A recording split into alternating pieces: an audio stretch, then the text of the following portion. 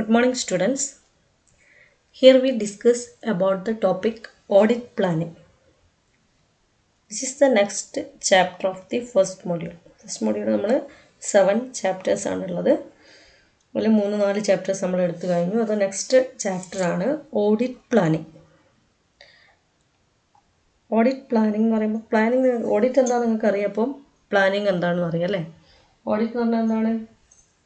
Systematic examination of the books of accounts to detect the errors and frauds. അതാണ് simply audit എന്ന് പറഞ്ഞാൽ. Planning എന്ന് പറഞ്ഞാൽ എന്താ? Planning is the deciding in advance but is to be done ആണല്ലേ.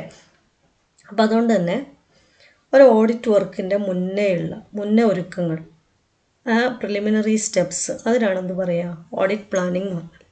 അപ്പോൾ pre arranging and coordinating the work of audit is called audit planning. In simply, audit planning means the preliminary steps taken by an auditor before commencement of audit work. Audit work start ചെയ്യുന്നതിന് മുമ്പ് auditor എടുക്കേണ്ട preliminary steps, അതിനെയാണ് audit planning എന്ന് പറയുക.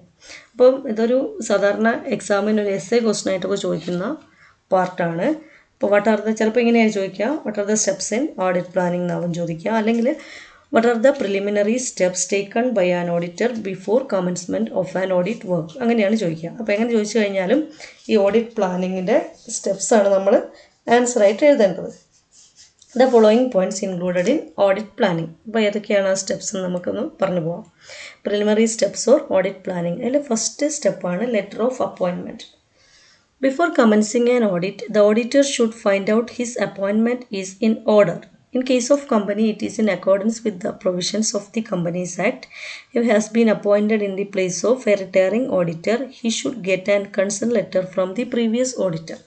ഇപ്പോൾ joint stock കമ്പനിയിലാണെങ്കിൽ company act പ്രകാരമുള്ള കൃത്യമായിട്ടുള്ള appointment order in order ആയിട്ട് തന്നെ, അതായത് ഓറലി പറഞ്ഞാലൊന്നും പോരാ, അപ്പോയിൻമെൻറ്റ് ഓർഡർ ആയിട്ട് തന്നെ ഓഡിറ്ററുടെ കൈവശം കിട്ടണം. അപ്പോൾ അതാണ് first stage, letter of appointment. ഈ ലെറ്റർ ഓഫ് അപ്പോയിൻമെൻറ്റ് കിട്ടിക്കഴിഞ്ഞാൽ ഓഡിറ്റർ അദ്ദേഹം ആ ഒരു ക്ലയൻറ്റിൻ്റെ ഓഡിറ്റ് വർക്ക് ഏറ്റെടുക്കാൻ വില്ലിങ് ആണ് എന്ന് കാണിച്ചുകൊണ്ട് ഒരു ലെറ്റർ തിരിച്ച് ക്ലയൻറ്റിന് കൊടുക്കും. ആ ലെറ്ററിനാണ് പറയുക ലെറ്റർ ഓഫ് എൻഗേജ്മെൻറ്റ്. അപ്പോൾ ഫസ്റ്റ് സ്റ്റെപ്പാണ് letter of appointment and letter of engagement. Appointment letter കിട്ടിക്കഴിഞ്ഞാൽ ആ അപ്പോയിൻമെൻറ്റ് ഓർഡർ ആക്സെപ്റ്റ് ചെയ്തുകൊണ്ട് താൻ ഓഡിറ്റ് ചെയ്യാൻ വില്ലിങ് ആണെന്ന് കാണിച്ചുകൊണ്ട് ഓഡിറ്റർ ക്ലയൻറ്റിന് സബ്മിറ്റ് ചെയ്യുന്ന തിരിച്ചുള്ള റിപ്ലൈ ലെറ്ററാണ് എന്ത്? Letter of engagement. ചിലപ്പോൾ ചോദിക്കാറുണ്ട് കേട്ടോ. അപ്പോൾ അതാണ് first stage, letter of appointment and letter of engagement. Second, study the nature, scope and duties.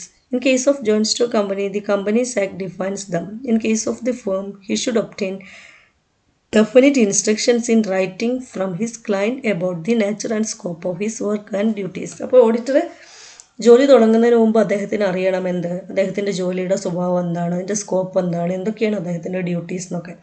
അപ്പോൾ ഓരോ ഫേമിനും അതിൻ്റേതായിട്ടുള്ള റൂൾസ് ആൻഡ് റെഗുലേഷൻസ് ഉണ്ടാവും. അപ്പോൾ ഓരോരുത്തരും ഓഡിറ്ററെ അപ്പോയിൻറ്റ് ചെയ്യുന്ന സമയത്ത് ഏതൊക്കെ രീതിയിലുള്ള ജോലികളാണ് അദ്ദേഹം ചെയ്യേണ്ടത്, അതിൻ്റെ നാച്ചർ എന്താണ്, സ്കോപ്പ് എന്താണ്, ഡ്യൂട്ടീസ് എന്താണെന്ന് അദ്ദേഹത്തിന് പറഞ്ഞു കൊടുക്കും. അല്ലെങ്കിൽ അത് റിട്ടേൺ ഫോമിൽ സ്റ്റേറ്റ്മെൻ്റ് ആയിട്ട് കൊടുക്കും. അതാണ് second stage, study the nature, scope and duties.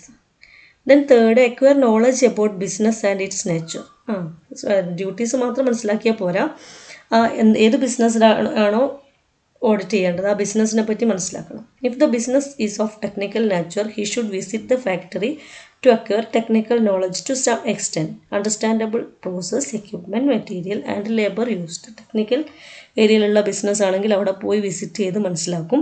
ഇനി അല്ലാതെ തിയററ്റിക്കലായിട്ട് മനസ്സിലാക്കാൻ പറ്റുന്നതാണെങ്കിൽ അതിൻ്റെ ഡീറ്റെയിൽസൊക്കെ വായിച്ച് മനസ്സിലാക്കും. അപ്പോൾ എങ്ങനെയാണെങ്കിലും ആ ബിസിനസ്സിനെ പറ്റിയുള്ള അതിൻ്റെ സ്വഭാവവും അതിനെ പറ്റിയുള്ള നോളജും കളക്ട് ചെയ്യുക എന്നുള്ളതാണ് third stage. Then verification of the legal documents. It includes memorandum of association, articles of association in case of company and partnership deed in case of partnership. അപ്പോൾ ഏത് ഫേം ആണെങ്കിലും അതിന് കുറേ ലീഗൽ ഡോക്യുമെൻറ്റ്സ് ഉണ്ടാവും അല്ലേ. Joint stock company ആകുമ്പം മെമ്മറാണ്ടവും ആർട്ടിക്കിൾസും ഉണ്ടാവും, partnership ആകുമ്പോൾ പാർട്ണർഷിപ്പ് ഡീഡ് ഉണ്ടാവും, ട്രസ്റ്റ് ആകുമ്പോൾ ട്രസ്റ്റ് ഡീഡ് ഉണ്ടാവും, കോപ്പറേറ്റീവ് സൊസൈറ്റി ആകുമ്പോൾ അതിൻ്റെ ബൈലോസ് ഉണ്ടാവും. അങ്ങനെ ഏത് ഫേം ആണെങ്കിലും അതിനൊരു ലീഗൽ ഡോക്യുമെൻ്റ് ഉണ്ടാവും. ആ ഡോക്യുമെൻറ്റ്സ് വെരിഫൈ ചെയ്യുക, അത് ജെനുവിൻ ആണോ എന്ന് ചെക്ക് ചെയ്യുക. അതാണ് next step, verification of the legal documents. Then next he should obtain the list of all books maintained in the office. അതുപോലെ തന്നെ ഓരോ ഓഫീസും മെയിൻറ്റെയിൻ ചെയ്യുന്ന ബുക്സ് ഏതൊക്കെ ബുക്സ് ഓഫ് അക്കൗണ്ട്സ് ആണ് അവർ കീപ്പ് ചെയ്യുന്നതിൻ്റെ അതിൻ്റെ കംപ്ലീറ്റ് ലിസ്റ്റ് ഓഡിറ്റർക്ക് കിട്ടണം. The auditor should obtain A list of all books maintained in the office together with the name of the keepers with their specimen signature. അപ്പോൾ ഈ books of accounts ആരാണ് keep ചെയ്യുന്നത്, അതിനകത്ത് ആരാണ് signature ഇടുന്നത്, അങ്ങനെയുള്ള എല്ലാ ഡീറ്റെയിൽസും കളക്ട് ചെയ്യണം. അതാണ് 5th stage. Then 6th he should get previous year audited balance sheet. അപ്പോൾ ഒരു പുതിയ ഓഡിറ്റ് അല്ലെങ്കിൽ എന്തായാലും പ്രീവിയസ് ഇയറിലൊരു ബാലൻസ് ഷീറ്റ് ഓഡിറ്റ് ചെയ്ത ബാലൻസ് ഷീറ്റ് ഉണ്ടാവും അല്ലേ, ആ കോപ്പി കളക്ട് ചെയ്യുക എന്നുള്ളതാണ് next. If it is not a new audit he should get previous year audited balance sheet. Then examine accounting system. The auditor should examine the accounting system employed by the client and familiar with the accounting system. ഓരോ firm ഓരോ രീതിയിലുള്ള accounting system ആയിരിക്കും keep ചെയ്യുക അല്ലേ. ചിലർ double entry, ചിലർ single entry.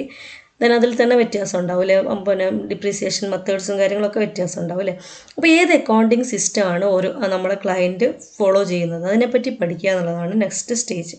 Then internal check system. ഓരോ ഓർഗനൈസേഷനിൽ ഉണ്ടാകുന്ന ഇൻറ്റേർണൽ ചെക്ക് സിസ്റ്റം വെരിഫൈ ചെയ്യുക.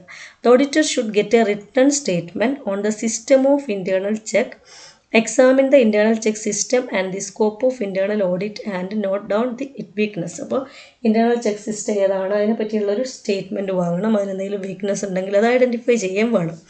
അതാണ് 8th stage. Then next 9 duties of members of the client staff. The auditor should examine the duties of the members of the client staff in relation to the books kept by them. അപ്പോൾ ഓർഗനൈസേഷനിൽ അല്ലെങ്കിൽ ഏത് ഫേമാണോ നമ്മൾ audit ചെയ്യുന്നത് ആ ഫോമിലെ ഒഫീഷ്യൽസിൻ്റെ പേരും അവരുടെ ഡ്യൂട്ടീസും. അപ്പോൾ കാരണം ഏതെങ്കിലും ഒരു മിസ്റ്റേക്ക് വന്നു കഴിഞ്ഞാൽ നമുക്ക് അതിന് അക്കൗണ്ടബിൾ ആയിട്ടുള്ള പേഴ്സണോടാണ് ചോദിക്കാൻ പറ്റുക അല്ലേ. അപ്പോൾ ആ ബുക്ക് കീപ്പ് ചെയ്യുന്നത് ആരാണ് എന്നുള്ള കാര്യങ്ങൾ, ഓരോ മെമ്പേഴ്സിൻ്റെയും എന്താണ് അവരുടെ ഡ്യൂട്ടീസ് എന്നുള്ള ഒരു ലിസ്റ്റ് അത് കളക്ട് ചെയ്യാനുള്ളതാണ് next stage.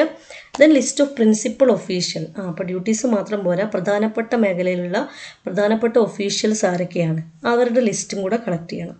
The auditor should obtain the names of the principal officers and the particular work controlled by each and range of their authority. ഓരോരുത്തരുടെയും അതോറിറ്റിയും അവരുടെ കൺട്രോളിങ് പവർ എത്രത്തോളം ഉണ്ട് ഓർഗനൈസേഷൻ എന്നുള്ളതും കൂടി മനസ്സിലാക്കണം. Then instruction to the client. അപ്പോൾ ഇതൊക്കെ കളക്ട് ചെയ്ത് കഴിഞ്ഞാൽ നമ്മൾ ഓഡിറ്റ് ചെയ്യാൻ പോകുന്ന ഫേമാണ് നമ്മുടെ ക്ലയൻറ്റിലെ ആ ക്ലയൻറ്റിന് കുറച്ച് നിർദ്ദേശങ്ങൾ കൊടുക്കണം. Generally the auditor ask the client to keep the following documents ready at hand.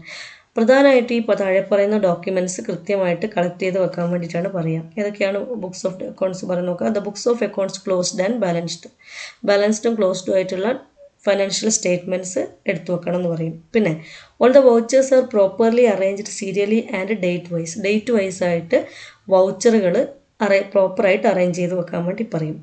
Schedule of debtors and creditors. ഡെപ്റ്റേഴ്സിൻ്റെയും ക്രെഡിറ്റേഴ്സിൻ്റെയും schedule. Detailed stock sheet including stock valuation method. Stock ഷീറ്റും അതിൻ്റെ സ്റ്റോക്ക് വാല്യുവേഷൻ മെത്തേഡും. List of investment, list of sales return and purchase return exam. അങ്ങനെ പ്രധാനപ്പെട്ട എല്ലാ രേഖകളും, അതായത് വെരിഫൈ ചെയ്യുന്ന സമയത്ത് ഇതൊക്കെ നോക്കിയിട്ട് വേണം ഒരു ഓഡിറ്റർക്ക് ഓഡിറ്റ് വർക്ക് ചെയ്യാൻ. അപ്പോൾ അങ്ങനെയുള്ള എല്ലാ ഈ പറയുന്ന ഡോക്യുമെൻറ്റ്സ് ഒക്കെ കൃത്യമായിട്ട് റെഡി അറ്റ് ഹാൻഡ് വെക്കാൻ വേണ്ടി ക്ലയൻറ്റിന് ഇൻസ്ട്രക്ഷൻ കൊടുക്കുക എന്നുള്ളതാണ് next stage. Then 12th stage, preparation of an audit program. An audit program is a detailed plan of audit work to be performed by the auditor. It is a written scheme prepared by the auditor to distribute the work of audit among audit staff. അപ്പോൾ audit ചെയ്യാന്ന് പറയുമ്പോൾ ഒരു auditor ഒറ്റയ്ക്ക് വന്നിട്ടാവില്ല ചെയ്യുക. അധികവും വലിയ ഓർഗനൈസേഷനൊക്കെ ആവുന്ന സമയത്ത് ഓഡിറ്ററും അദ്ദേഹത്തിൻ്റെ സബോർഡിനേറ്റ്സും കൂടിയാണ് വർക്ക് ചെയ്യുക. അപ്പോൾ വർക്കൊക്കെ അവരെ ഏൽപ്പിച്ചിട്ട് സൂപ്പർവൈസ് ചെയ്യാണ് ഓഡിറ്റർ ചെയ്യാറ് സാധാരണ. അപ്പോൾ കൃത്യമായിട്ടുള്ളൊരു ഓഡിറ്റ് പ്രോഗ്രാം വേണം. ആരൊക്കെ ഏതൊക്കെ സ്ഥലത്ത് എന്തൊക്കെയാണ് ചെക്ക് ചെയ്യേണ്ടത്, അങ്ങനെ കൃത്യമായിട്ടുള്ളൊരു പ്ലാൻ ഓഫ് ഒരു ബ്ലൂ പ്രിൻ്റ് വേണം അല്ലേ. അതിനാണ് എന്ത് പറയുക, ഓഡിറ്റ് പ്രോഗ്രാം. അത് പ്രിപ്പയർ ചെയ്തിട്ട് അത് സ്റ്റാഫിന് ഡിസ്ട്രിബ്യൂട്ട് ചെയ്യുക എന്നുള്ളതാണ് 12th stage. Then distribution of audit work. After preparing audit programme the auditor divide the work among his assistants according to their experience, skill and qualification.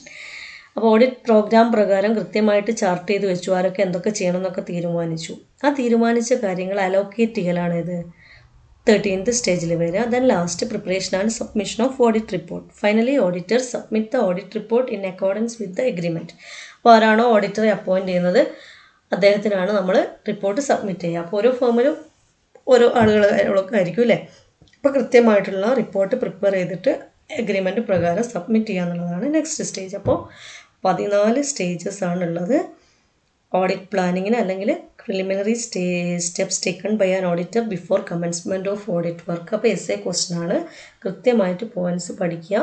Letter of appointment and engagement, study nature scope and duties, acquire knowledge about business and its nature, verification of legal documents, should obtain the list of all books maintained in the office, should get previous year audited balance sheet, examine accounting system, internal check system, duties of the members of the client staff, list of principal officials, instructions to the client, preparation of an audit program, distribution of audit work, preparation and submission of audit report. Okay, കൃത്യമായിട്ട് പഠിക്കുക, നോട്ട്സൊക്കെ എഴുതുക.